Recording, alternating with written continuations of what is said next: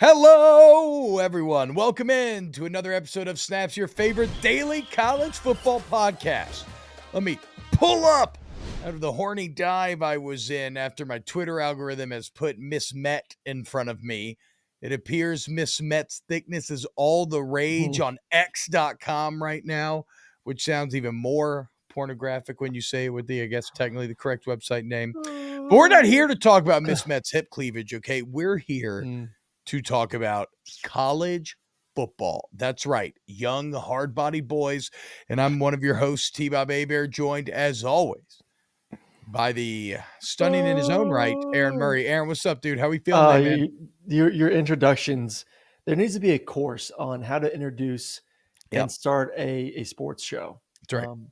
That's right. Less football, more cleavage, more horny, and it gets the juices going. I've never seen it done before, and I'm just shocked because I feel like it's super successful. Where you at, ESPN? You know, I mean, I can give you the blueprint, but if you don't choose to follow it, that's not on me.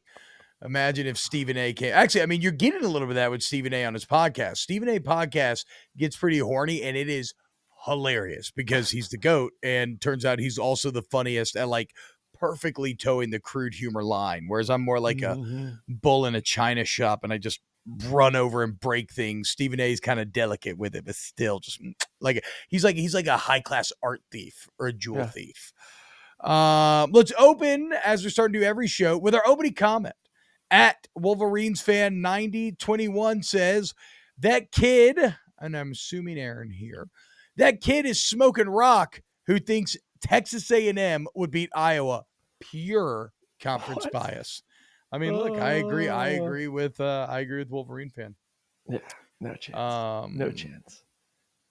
I think that would actually be a pretty even matchup. Iowa and Texas. I don't like, split down the talent. The talent disparity is incredible. I'm not going to give. It's not even close. No, I'm the not. Difference in talent on the football field. Yes, I'm not going to give A&M that until they prove me something this year. I'm with you. Like I'm kind of higher on them than most, but I like Iowa. I'm high on Iowa too.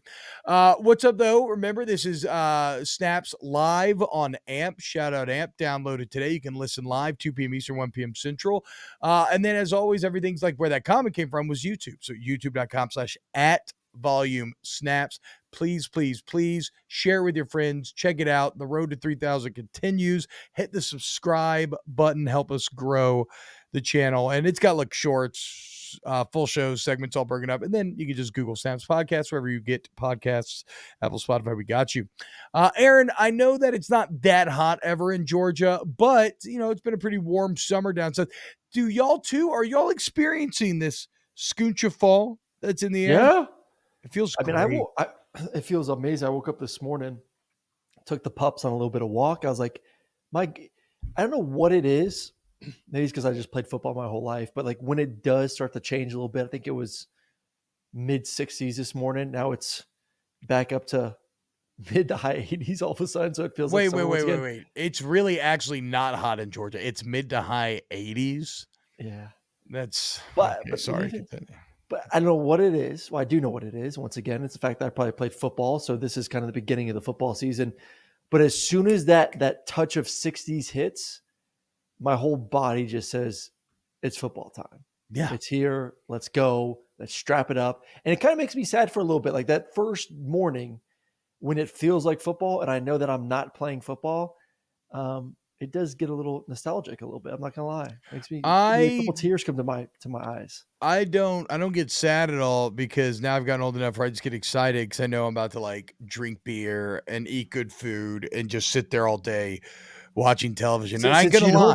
Since you don't drink beer and eat good food like almost every fucking day of your life, but okay. Yeah, not with fucking not with that in the background. I don't. Okay, relax, dude. Not with Aaron Murray's dulcet tones calling North Dakota State playoff games. Okay, no, I don't normally get to. Thank you very much.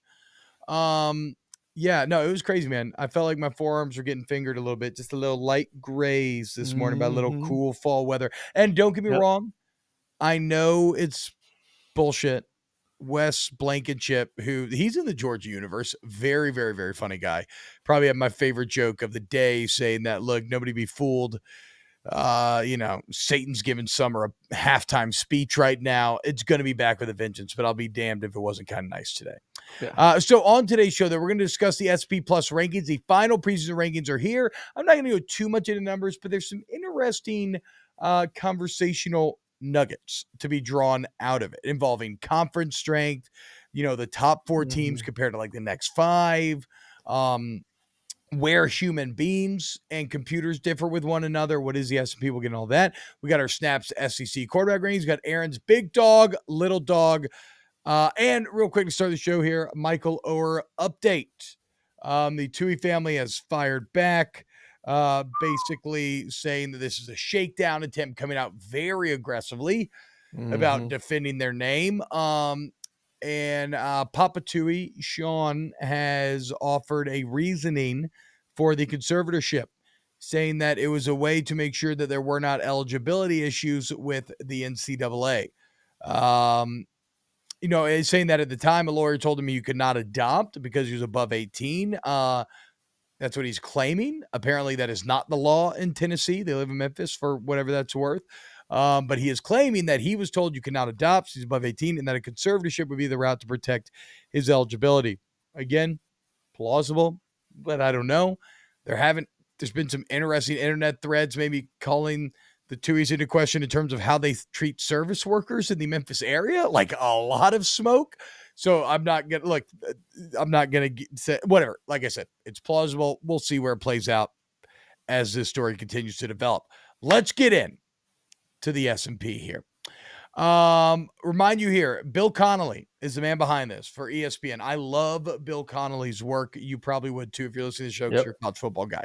S&P Plus is a tempo and opponent adjusted measure of college football efficiency. It is a predictive measure of the most sustainable and predictable aspects of football. It is not a resume rankings. You have to remember this.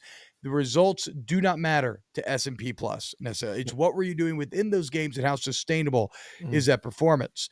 And at the same time, so the same way, these projections, he says, are not a guess what the AP Top 35 will look like at the end of the year. They're just early offseason power rankings based on offseason information. Off the bat, Aaron, the computers, and that's what I'll call these because it's an equation, there's clearly a big 4. UGA, Ohio State, Michigan, Alabama, all rank within 1 point, within 1.1 points of each other and are at least a full 5 points ahead of everyone else. So you're looking at about I think it's like 28 to LSU's 23, who would be the 5th best, the kind of best of the rest. But look, the teams that we spend every day talking about here in the Big 4. Yep. Well, they've recruited extremely well, and they've retained a lot of their players too. I think that's, you see teams shuffling players left and right from season to season, and usually when we're talking about Georgia, Ohio State, Michigan, Alabama, they're retaining the majority of their team. Yeah, they may lose a couple here or there, but they're not having to overhaul in a completely new team. They're not having to bring in guys. They've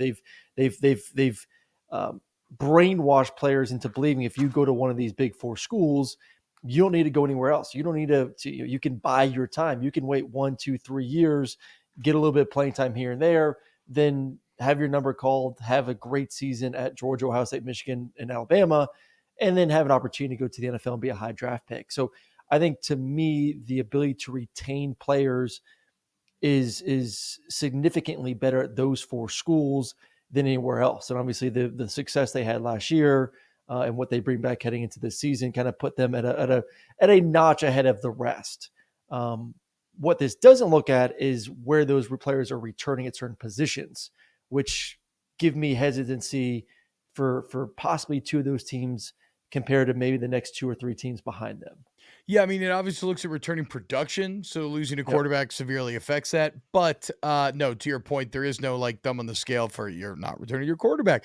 And so even Connolly says that maybe this becomes a shakeup year because it is odd that 3 of these 4 teams would be replacing quarterbacks, even coordinators in some situations. Then again, over the past 2 years, these 4 teams have gone 112.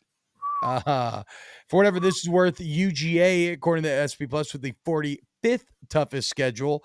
Ohio State 18th, Alabama 6th, Michigan 40th. So as much crap as we give UGA, Michigan basically in the same boat in terms of the ease of their path to get there. Are you surprised with Clemson at 7? Of the different, because No. I mean Clemson's been a big dog for the past 8 years, maybe 10 years, past decade, whatever it's been, of a team that's won national championships, teams that consistently is fighting for a playoff spot, obviously dominating the ACC. To see a gap in this rating from where those 4 teams are to the massive drop to where Clemson is at 7. I know 4 to 7 is not a big drop, but the rating is a pretty big drop from Alabama being at 28 points to Clemson being just under 23. To me, that's a little shocking because I thought Clemson's gap would be a little bit closer. So like I said, LSU best of the rest, and Penn State, Clemson, Tennessee, Texas, USC round out the 20s. But I mean, I don't think so. I mean, look, recruiting wise, Clemson's right there with all the teams that I just named. And I don't, again, it's not results based, right? So the national championship means nothing to Clemson's power rating. It is simply like returning production, and it is opponent adjusted. So they probably get bumped up because they're going to be better than the ACC, than a lot of the ACC. But no, I think Clemson is like, Clemson feels like LSU, Penn State, Tennessee, Texas, USC. These are all teams. Maybe I don't feel this about Tennessee and Texas. Yeah, I mean, bro, if Garrett Riley works out like Clemson, because of the same logic used with Florida State, our playoff is a playoff team. Yep. Like if Florida State could potentially win a championship because of the path through the ACC, well, that applies to Clemson as well. And as we'll look at, the ACC is actually the worst Power 5 there is. So no, like Penn State, Clemson, LSU, USC, I believe all those teams could become national champions. Like if you're looking who's going to break into those big 4, maybe to have said it, those would be the teams that I would name. Yeah. Texas is a good spot. Texas to me. Well, I'll continue to harp on Save your Texas, because we have Texas coming up later. Save it. Okay. Save it. Okay. Do we have Texas come up later? And look, I got a lot of conversational pieces here. Let's just get to a base glance at the numbers. Notre Dame, the first sub 20 at 19.9. FSU 19.1 for what it's worth. Texas A&M coming in pretty high, ranked 16th in the country. Kentucky 24, Florida 23. Nebraska 59th at 3.7. Motherfucker. I know. I don't like it. So, okay, whatever. I just do a lot of numbers at you. Let's get into this. Let's not even worry about the numbers as much. Let's just look at where are the big disparities, right? Between what we, the AP, the coaches, the coaches poll, the human hive mind. Who do we like? Who do and where do we differ with the computers? Well, one of the first is that quite simply, us humans, we love pieces of the Big 12 and doubt others, and the computers are kind of the inverse, right? Kansas State, TCU, and Texas Tech are all higher rated in the AP poll and the coaches poll than the computer has them. One of the reasons why Connolly points out that could be is because last year, these teams finished a combined 13-3 in one-score games. Obviously, if you're looking for things that are sustainable, that sort of record in one-score games would speak to maybe not being the most sustainable. Oklahoma and Texas, on the other hand, who, at least in Oklahoma's case, we as humans tend to undervalue this year.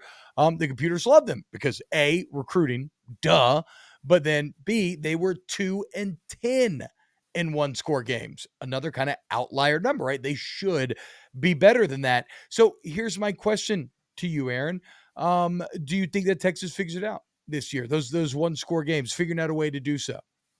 I would hope so. And I think it goes to an experienced quarterback. The more opportunities you get as a quarterback to be a part of 2-minute drives. I mean, that's what it comes down to. I mean, look at Alabama last year. How many games did Bryce Young win? I mean, even the past 2 seasons, because of his ability to drive them down in a 2-minute situation versus Texas, who we're just talking about now, is a perfect example of that. That just doesn't come overnight. That takes being in those situational, situations, third down situations, red zone situations, situational football, situational awareness, situation. How many times can we say fucking situation? 2-minute drive. Like that is that's all experience. That's repetition. There you go. I'm not gonna say Isn't it situation. also good coaching though? Because that's kind of I my think problem I here. think it is Is good that I coaching. believe, like I believe I in think it's a mixture of both. You can have the best coaching in the world, if your quarterback doesn't know how to handle the being in situation. that circumstance. I was trying not to say situation. Circumstance. It's circumstance. Setting. I need some synonyms. Yeah, for fucking situation. Then it doesn't really matter. So I think it all plays together. So Sark has to be better, but Quinn Ewers has to also be better when put in those circumstances. God damn it, I can't I say feel you. situation. I feel you what you're saying, and Yeah. it's actually So one of the I think to me, yes, you will see a Texas team that has better pieces around him. I think you'll see a quarterback that plays with more confidence in 2-minute drives and red zone offense and third down situations. That I feel better with Texas in crunch time this year than I did last year. I don't I see what you're saying about Ewers, but I actually think that situational football does come down more to the head coach and how that the head coach prepares the team. And I think good coaches find way to win those games and bad coaches find ways to lose those games more Mm. often than not. I think I'm more of a believer in guys like Chris Kleiman than I am Brent Venables as a head coach. Oh, fuck. What It the took fuck me. is this? Who do you think this is? Come on, you know this, Aaron. That's the situation. If you're watching on Okay. YouTube from That's what I was saying. Hurley I kept saying like went to Jersey the Shore. I was like, internet, who is this from the yes, Jersey Shore? and found a picture of Mike, the Yeah, situation. the situation. But no, look, This is what I think it's a function of coaching, right? And sure, maybe you won't go 2-10, but I don't know that I believe in Sark or Venables to be the coach that's going to get your team ready to win in those who are you giving the scenarios. credit to Bryce Young then? Was it Bryce Young or was it the Bill O'Brien last year? Well, I'm going to say that I said head coach, and I'm going to say that Nick Saban is a master of getting his team ready for situational football. I think it's one of the reasons why he's been able to have so much success over his career is preparing them for these Mm. big kind of crux moments. So I get it. Like, yeah, if you have Bryce Young or Joe Burrow, you're going to do better, but bad teams find a way to go 2-10 in one score games. And a lot of times it's a function of coaching. It's one reason why I do like Nebraska improvement this year is Matt Rule's been so clear. I mean, let's think about it. Like last year's Nebraska team, 3-9, the best 3-9 team ever. Played a Yeah. lot of very good teams in one score games, but Scott Frost fucking sucked. Matt Rule, that's all they focused on is situational football in the offseason. So yeah, no, I don't think Sark that's where my doubt comes in. The computer just assumes that Sark and Venables will figure it out. I'm not there. It gives them the benefit of the doubt. I do not. What about Florida at 23? That's I think that's a big where the AP world yes. people view them as not even close, and this is obviously taking into account being a part of the SEC and giving that friendly bump. But that's a big one that jumps to me there at 23. Of I think a lot of people are feeling that hey, Florida may not even make it to a damn bowl game. So this is where it's funny that you don't have my notes because you just perfectly segued into the next piece, which is Bill Connolly came up with this term light heavyweights. And Yep. these are teams that compare because that's what S&P Plus is. Sorry, it's all like a comparison to like to kind of the average CFB team, right? How would you do a comparison with them? And in Texas A&M, Ole Miss, Florida, and Kentucky, you have teams that are way better than the average FBS team. They all rank in the top 25, and yet, despite that, they all have win expectations from 6.5 to 7.9, right? So all sub Yep. 8 wins. So basically, what it's saying is these are very good teams. If you just threw them out there into the full Power Five, they would do very well, but they're also bunched up there in the SEC that like you just can't stack the wins that you Yep. need to. And so yeah, Florida would be great in any group of 5 conference. They'd be great. No group of Yeah, in any five. group of 5. Yeah. They'd be really damn Listen, good in the most Power ACC. Five teams would be fucking great in a group of five. Okay, well they'd be great in the ACC. I They'd don't be know. I don't think this year yeah. they'd be great in the ACC. I don't. Um well, I either disagree with way, that. the point is with these teams that these teams are teams that are viewed well. I mean, again, but we go back to recruiting. Florida's in the blue chip ratio. Like that's going to factor in heavily here. on an athlete-to-athlete basis, they're significantly better than a lot of the country. But for all of these teams, right, I'm going to be fascinated to see which one of these light heavyweights will punch up. Like, who maybe actually finds a way to break through despite the kind of logjam that has appeared. Who's Florida not better than in the ACC, by the way, then? Clemson, FSU, who else? Who would I take over them? Let me pull up the ACC right now. I think there's a significant amount of teams that could handle Florida this year. Duke, I think Duke could have an opportunity. Easy one because have an opportunity. NC you just State. Named the fourth best team in the ACC and said have an opportunity. Pittsburgh. Again, have an opportunity. These are all have an opportunity. Like, you're not like, none of these teams are clearly better than Florida. I think Florida would be. Have you ever watched Graham Mertz film? Fifth, yes, fifth in the ACC, fifth in the worst conference in America. The worst Power 5 conference in America. Florida would be somewhere in that 4 to 5 range. You can't tell me that's good. Throw in Notre Dame, that bounces back in another spot. What I can tell you is that Florida's got really good recruits. 4 and 5 stars. I'm not hating on Florida here. Florida's in a rebuild. Like, I'm trying to buy Billy Napier some time here. He's still putting it together right now. I don't think we need to expect Florida to go out there and win 8 games this year. I don't think Florida fans need to expect that. Out of the light heavyweights, A&M, Ole Miss, Florida, Kentucky, Florida's the lesser. The other 3 are way more interesting. Like, Ole Miss certainly has potential with Jackson Dark. We're going to talk about Devin Leary, Kentucky, and Liam Cohen. Yep. You already know, if you listen to the show enough, that we're actually kind of believers in A&M. But again, there can only be so many winners. Like, there's only so much oxygen in the room. Yeah. Only one ball. Who's going to take that ball and go score it? We'll see. Another thing for the S&P Plus, computers don't really love the Pac-12. We love quarterbacks. It's crazy. We love the Pac-12. But it's not actually that crazy when you see the reasoning for it. USC, Washington, Oregon State, all pretty significantly lower than they are in the normal polls. But look, this is a numbers-based program. Washington and USC's defense sucks ass. Both of them. The computer's like, hey, these defenses suck ass. That team's not going to be as good as you think they are. For Oregon State, it's just a lack of returning production, right? They have a beautiful 10-3 season, but we'll get into returning production later. But basically, yeah, that's what Oregon State has to prove. Now I'm fascinated to see how DJ you going to do. I would love to see Uiagalelei have a kind of bounce back out there in Corvallis, but the computer's not that high on the Pac-12, honestly. No. Or at least not on the top tier strength. As we'll get into in a second, they kind of like the conference top to bottom a bit. One other takeaway before we get into ranking the conferences, the group of 5 is down bad. And to me, this is where you see the transfer portal start to take effect. Also in the creation of this light heavyweight term. Because A&M, Ole Miss, Florida, Kentucky are all teams that have kind of poached from the lower levels, which is added to the kind of S&P rankings, while maybe won't translate into wins because of how good their conferences are. In the same way, the group of 5 has lost a lot of its talent, which means something like the S&P Plus, like only Tulane, SMU, and Boise even start in the top 50, and none of them crack the top 40. So the thing that we've been talking about, the potential like power, what's the word I'm looking for when it all comes together?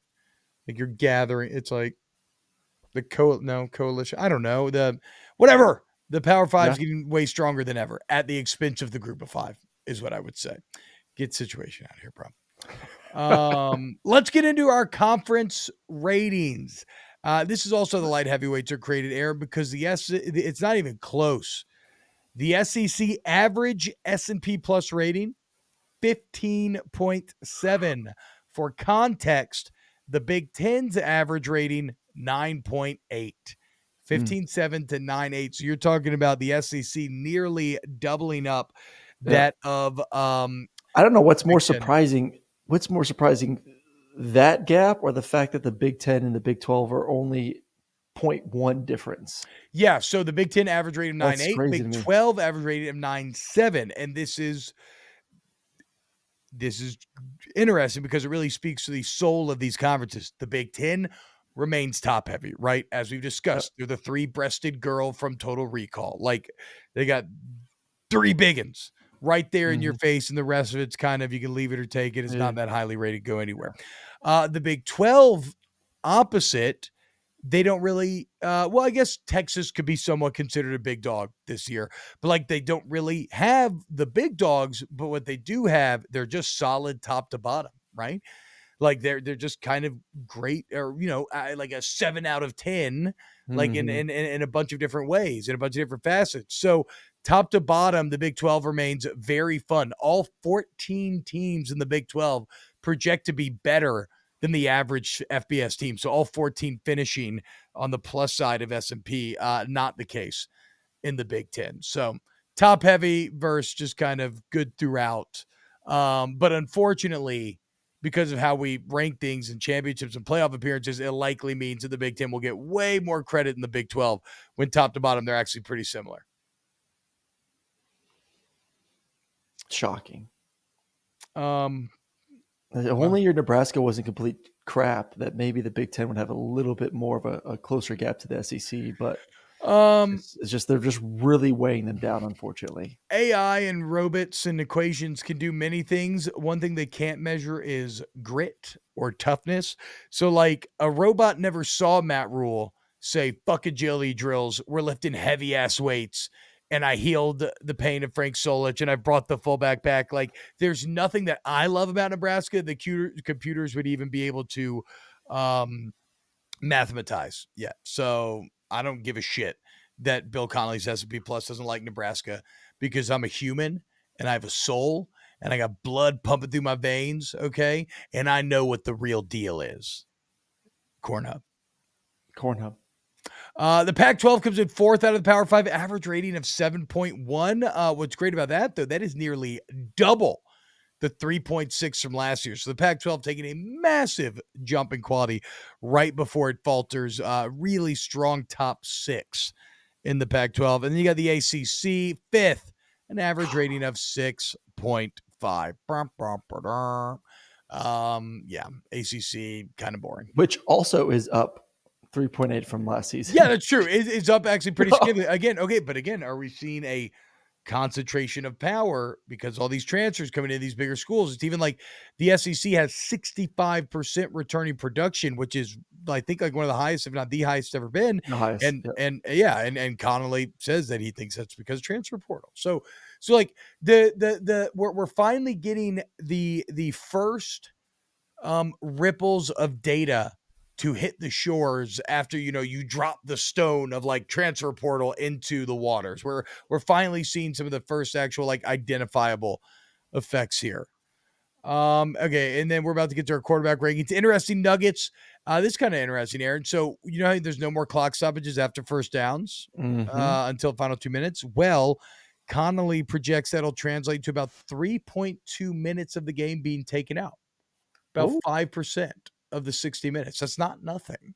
And then in terms of returning production, Kansas and Mizzou are 1 and 2 in the country overall. So shout out to them. Maybe they got some sexy years.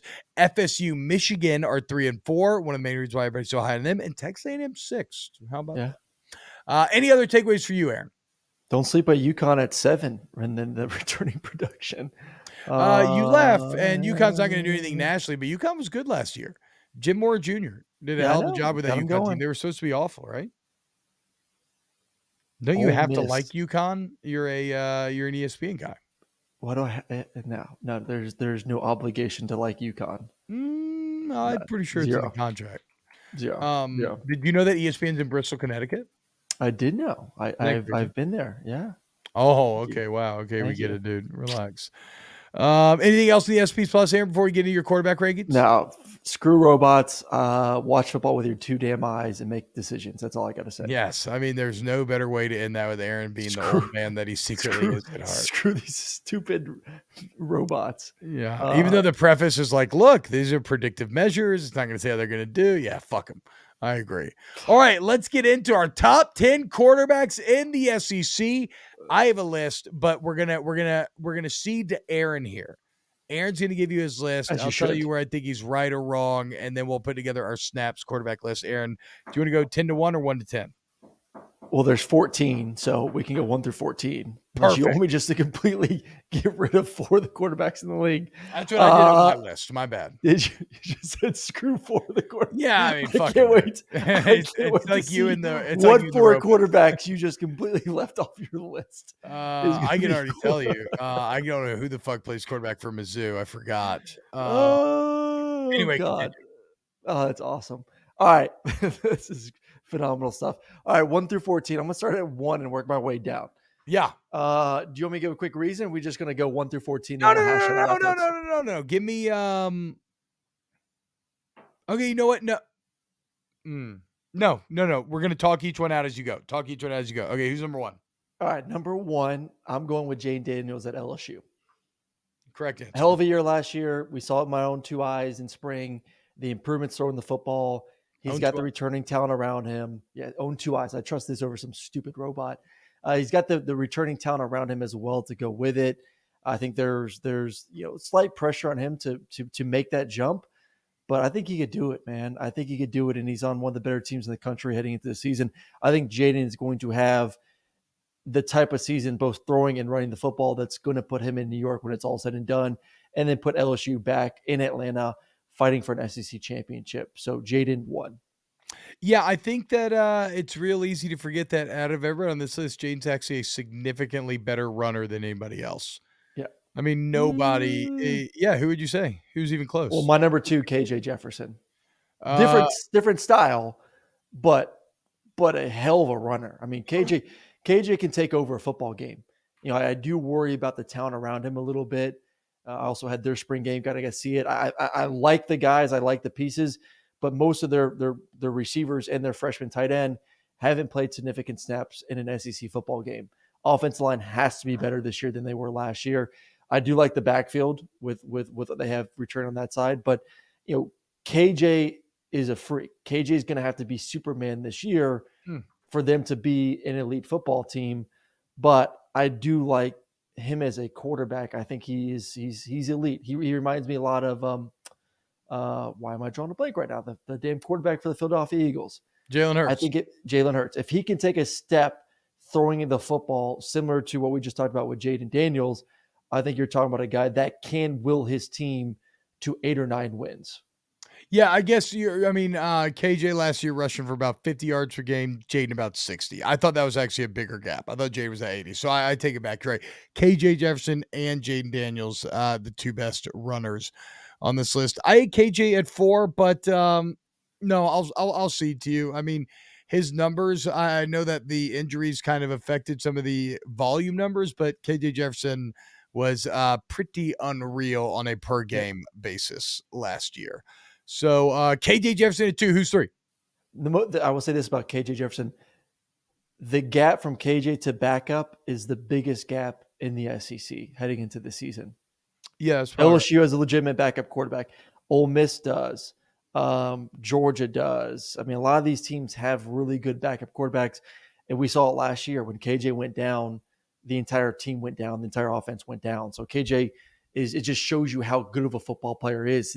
Arkansas will go as far as KJ stays healthy this season. So KJ number 2 for me. Number 3 is Devin Leary at Kentucky. Went back and watched a lot of his highlights from 2021 when he was healthy, and dude's a stud. I mean, absolute baller. Can rip it with the best in the country. And you look at what Kentucky brings back to an offense. Same thing we talk about with Arkansas. Offense line has to be better than they were last year, but was a young receiving core. I like the receivers. They did a great job in the portal. They did a great job in the portal bringing in a top running back as well. I think Devin O'Leary's in a spot to have a monster season. I love him at number 3. I think you added an O in there, but I like it. Devin O'Leary's even better. Devin Leary. Here's the weird part with Devin Leary, and I know injuries cost him half the year, but like, just what changed from 2021 to 2022? In 2021, O'Leary had a 35-5 touchdown to pick ratio. Yeah. Threw for 3,500 yards, 65% completion. Last year, 61%. His yards per game went from 286 to 210. Yards per attempt from 8 to 6.6, and then 11 touchdowns, 4 picks. That still reigned okay, but he has to refine whatever he has 2 years ago, and if he does, he's probably the best pure passer in the league, or at least maybe he has the best season. Will Rogers kind of tough to say, but whatever. The point is, this is you, because I agree with you at Leary at third. I like Liam Cohen again coming to Kentucky. I think that solves a lot, but it has to be 21 Leary. He has to refine that. 22 Leary was awful, which I think he can. All right, so that's 3, 4. I'm going Jackson Dart at 4. I think it's a mixture of where he's at, obviously with Lane Kiffin and the offense and what I saw last year, then everything you're hearing from what he's looked like in spring to what he's looked like to start fall camp. If he is significantly better than what he was last year, which I thought he was, once again, I've said it multiple times, I thought he was a good quarterback last year for his first year in the system and essentially splitting the first 4 games of the season with Luke Altmaier. I thought he performed well. And like I said, everything we are hearing right now is that he's gotten even better this offseason, taking control, playing with confidence, knowing the system, footwork is improved. I think you're going to see a Jackson Dart have 30 touchdowns this season. And he's a hell of a runner. Let's not forget he's a hell of an athlete. And throwing in the best running back on top of that, he's going to have some one-on-one opportunities to throw the ball vertically down the field. With Lane Kiffin as your OC, head coach, Jackson Dart's going to throw some stupid numbers. Yeah, about 50 yards rushing a game last year. So to your point, probably third best rusher besides KJ and Jayden. This is kind of the first potential play, though. All those other guys have pretty nice statistical seasons they can come with. I mean, Dart's year wasn't bad by any means last year, but he doesn't have a season like Leary had in 21. So you're betting on Jackson Dart to take that big step, even though you have a Will Rogers who has had very good statistical seasons. Are you sure you're not upset because Will Rogers is maybe going to break some records? I love Will Rogers. I do. I think he's a great human being. I think he's a good quarterback. Has anybody ever said anything nice after he's a great human being? This all sounds like a setup for a big old really good quarterback. But I will get to Will Rogers when he gets to my list. He has to be next. No, he's not. Jesus, Carson Beck, fuck me in the dick. No way. No. Spencer Rattler, South Carolina is my number 5. Yeah, Spencer. For 2 good games? 2 good games, baby. 2 good games. No. Listen, you watch him from beginning of the season last year to where he ended up at the end of the season. He went from an offense at Oklahoma that was significantly different than the offense that he was playing in South Carolina. It was night and day. It was 2 different languages. And I could say it. I said it once again. I said it multiple times on the show. You could tell he was not comfortable. His footwork was atrocious.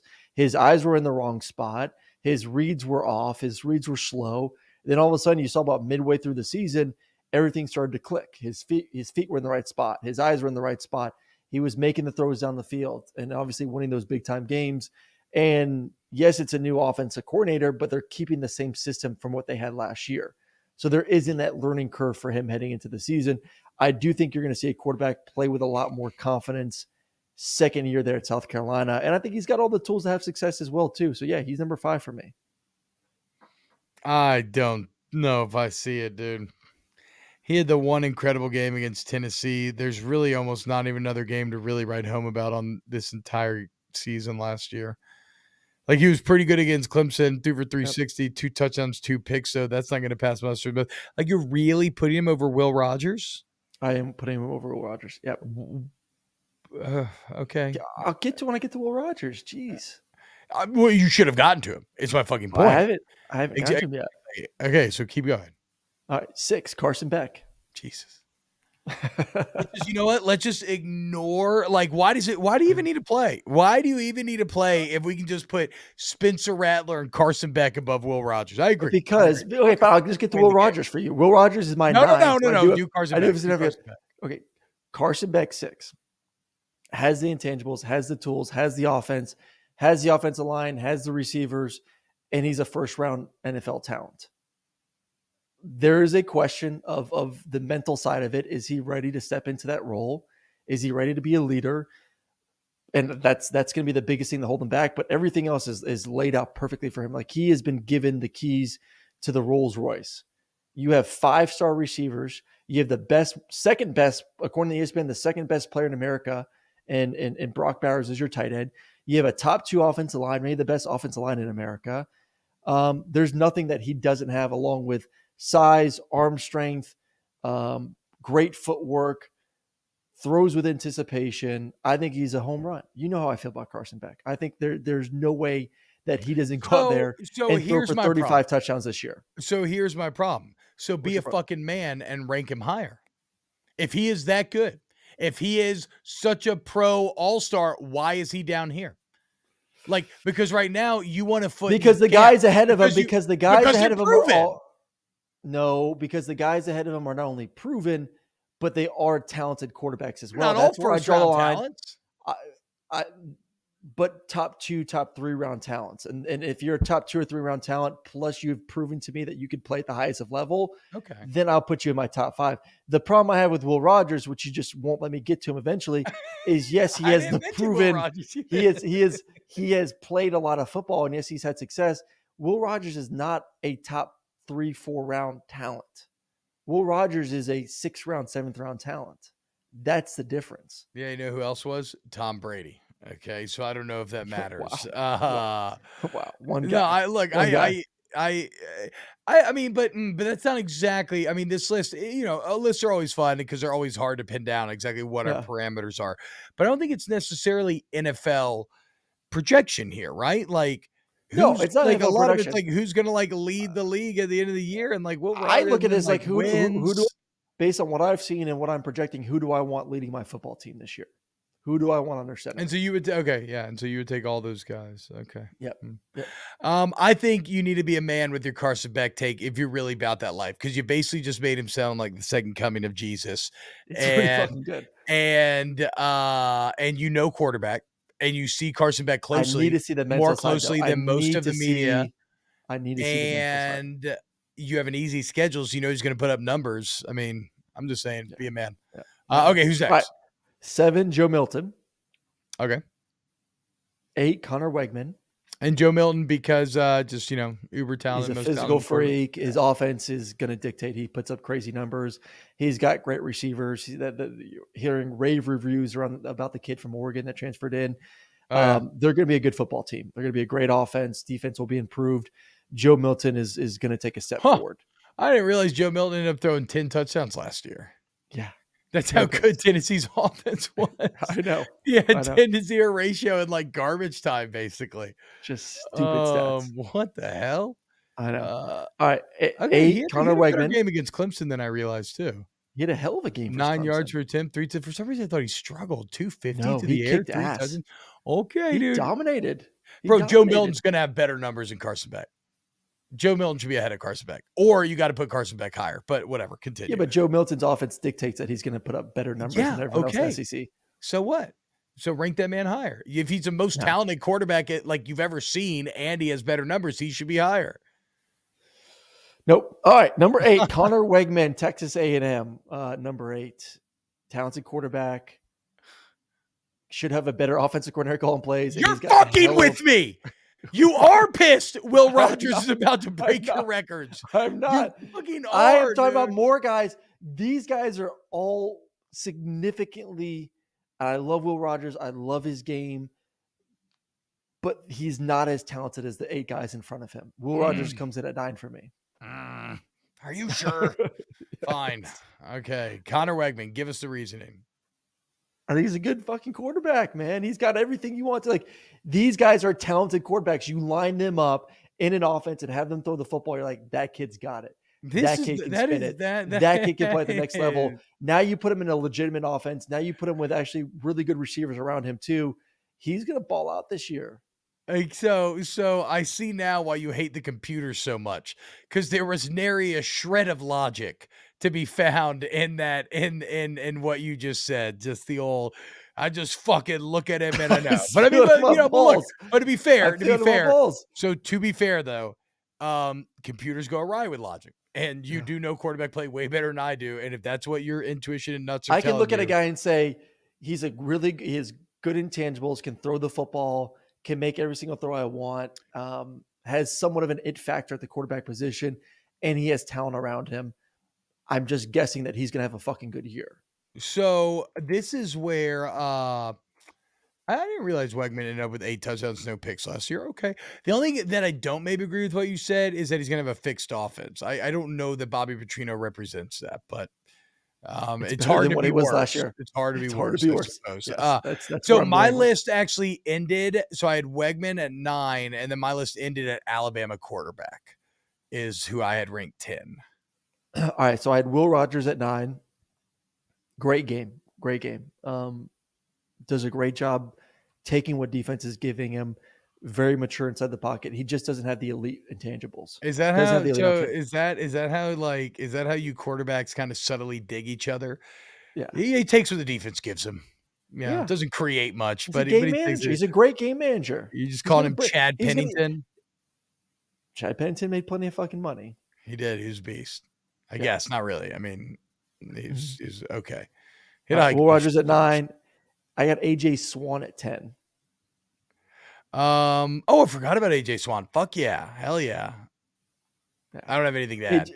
AJ Swan at 10. He was good And last then year I for get to Bama. Alabama quarterback. I'm putting Ty Simpson. I still think Ty Simpson is going to be QB1 for Alabama, but I got Ty Simpson at 11. But so I have what's the Payne. difference between Carson Beck and Ty Simpson? Both former super high recruits, both can spin it, both on incredible teams. I've seen more from Carson.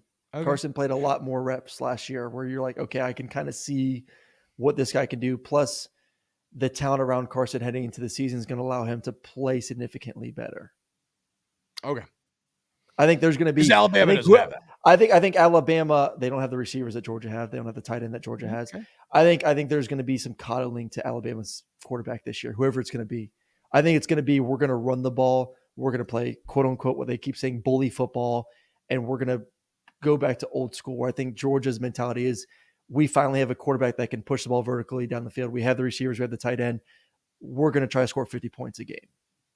I think they're going to try. I think Alabama is going to to try and protect the quarterback this year. Shouldn't they do Jalen Milroe if they're going to go all big boy run the ball? But yeah, whatever.